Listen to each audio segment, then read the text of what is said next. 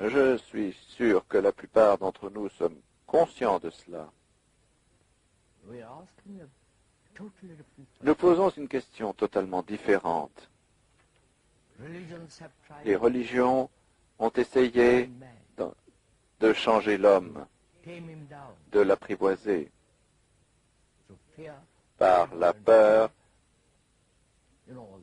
le paradis, l'enfer, vous savez tout cela. Et elles non plus n'y ont pas réussi.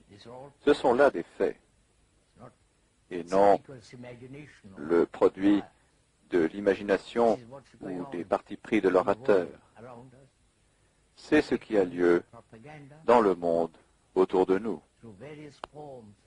agissant par la propagande, par des formes diverses d'ingénierie chimique et ainsi de suite, afin de contraindre l'homme, et elles n'ont jamais réussi, et ne réussiront jamais,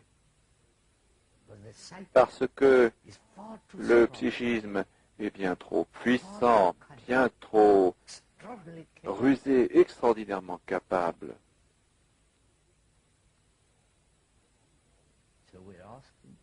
Donc nous demandons, vous et l'orateur, demandez. Je ne vous demande pas, vous posez cette question. Comme toute influence extérieure, y compris l'idée de Dieu et les idéologies, diverses formes de conclusions historiques, dialectiques, n'ont pas changé l'homme. Est-il possible aux êtres humains de changer radicalement, fondamentalement, sans aucune influence extérieure, comprenez-vous? Les gourous partout dans le monde n'y ont pas réussi. Ils sont tous prétentieux à la recherche d'argent. Ils peuvent être mis totalement de côté. Ils ne sont pas importants. Mais ce qui importe, ce qui est essentiel, c'est de demander qu'est-ce qui nous amènera, chacun d'entre nous, que nous soyons intellectuels, scientifiques, artistes, ou que nous pratiquions diverses formes d'activités, serons-nous capables d'engendrer fondamentalement, au plus profond, une mutation dans les cellules cérébrales elles-mêmes? Est-ce que cette question est claire? Nous parlions l'autre jour à New York à des scientifiques. Après beaucoup de discussions qui durèrent environ 2 heures, je demandais qu'est-ce qui engendrera une mutation dans les cellules cérébrales elles-mêmes, non pas de l'extérieur, l'ingénierie génétique, la biochimie, tout cela. Qu'est-ce qui changera les cellules cérébrales elles-mêmes qui ont été conditionnées pendant des milliers d'années? J'espère que vous vous posez vous-même cette question.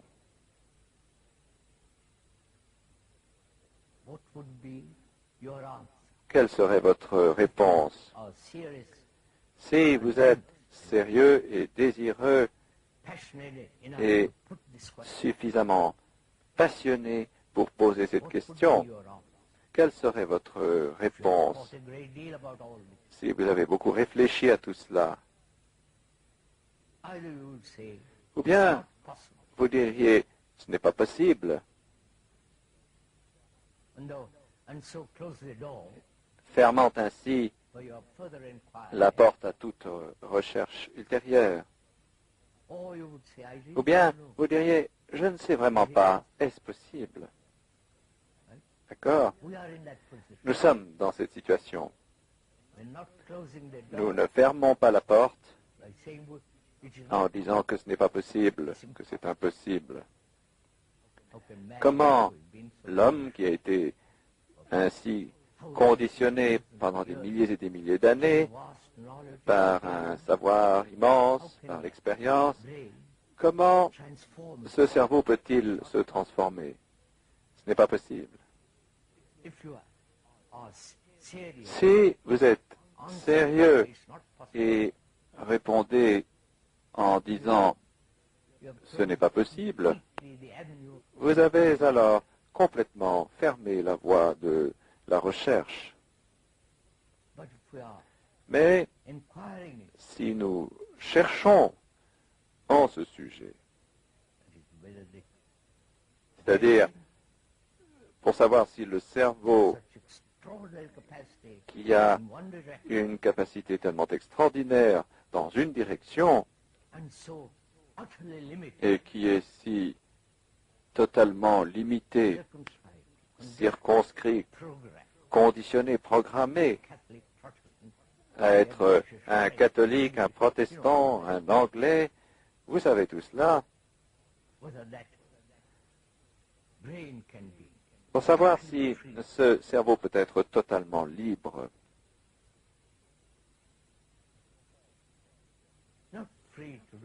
non pas libre de faire tout ce que l'on veut. De toute façon, c'est ce que nous faisons.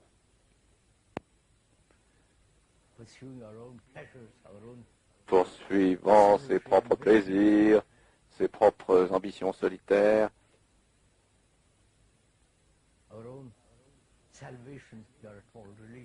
sa propre salvation, si l'on a le moins du monde l'esprit religieux, ou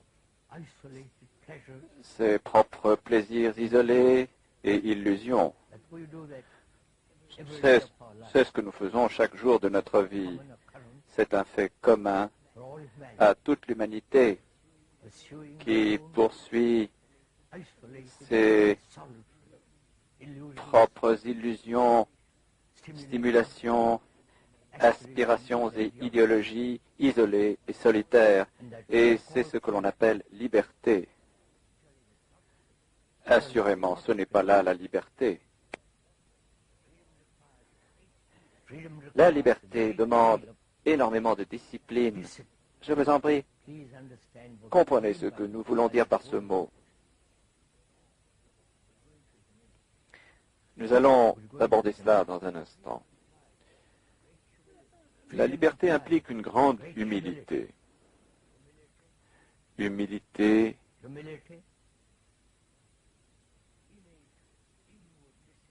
innée, une discipline intérieure et le travail.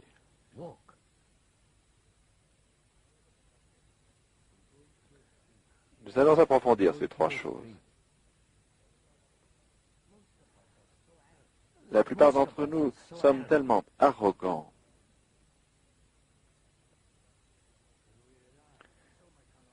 parce que nous comptons tellement sur notre savoir. Nous sommes certains. Nos croyances, nos conclusions, nos désirs sont si forts que nous avons perdu tout sens d'humilité profonde et naturelle. Là encore, c'est un fait.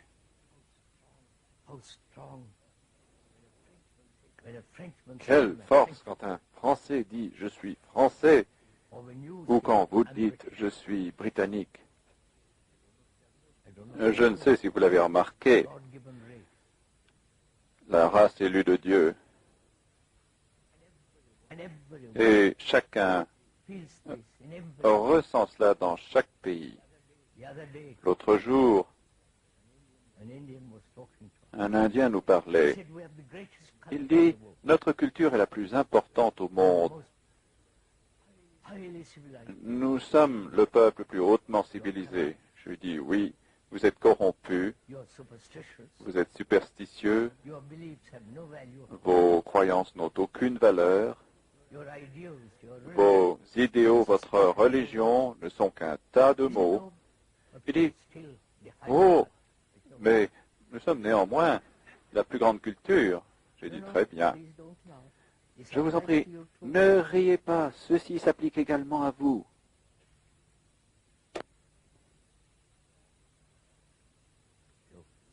Donc, quand nous nous identifions à un pays,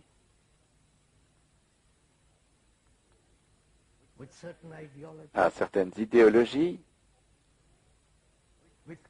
à des conclusions, des concepts, alors nous sommes incapables d'être humbles,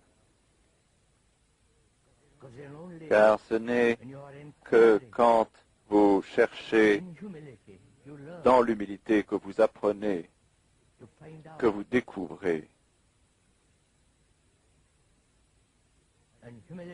Et l'humilité est nécessaire,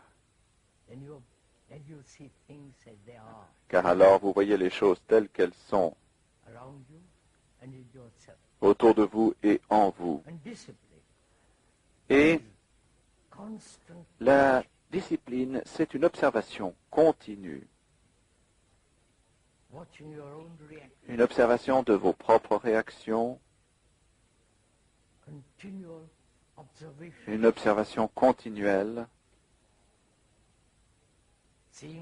en voyant quelle est la source de vos propres pensées, pourquoi réagissez-vous de certaines façons, quels sont vos partis pris, vos préjugés, vos blessures et ainsi de suite.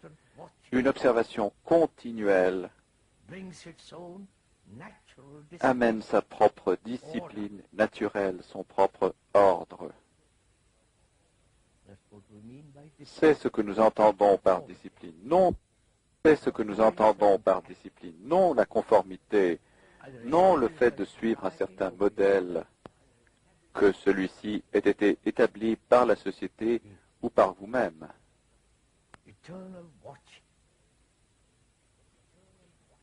Mais l'observation éternelle du monde et de vous-même.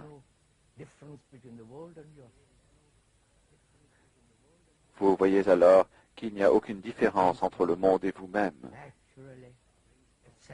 Et cela engendre naturellement un sens de l'ordre. Et l'ordre est donc la discipline et non vice-versa. Et le travail, non seulement le travail physique, que malheureusement la plupart d'entre nous doivent accomplir. Et non si vous êtes au chômage dans ce pays, mais aussi le travail dans le sens d'appliquer ce que l'on voit comme étant vrai et l'appliquer sans permettre un intervalle de temps de se glisser entre la perception et l'action. Si l'on voit, comme l'a vu l'orateur il y a bien et bien des années, quand il était un garçon, que le nationalisme était un poison. J'espère que ça ne vous fait rien que je vous dise tout cela.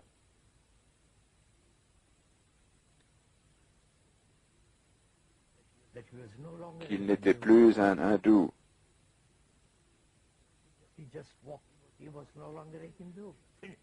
Il n'était plus un hindou, terminé.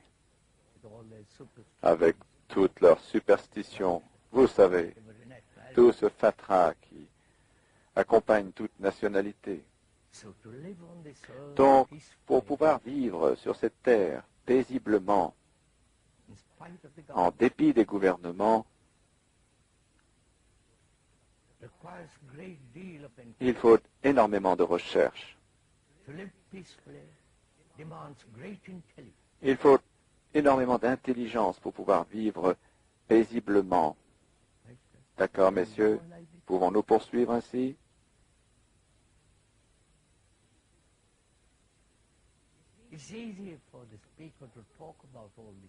Il est aisé à l'orateur de parler de toutes ces choses parce que c'est sa vie.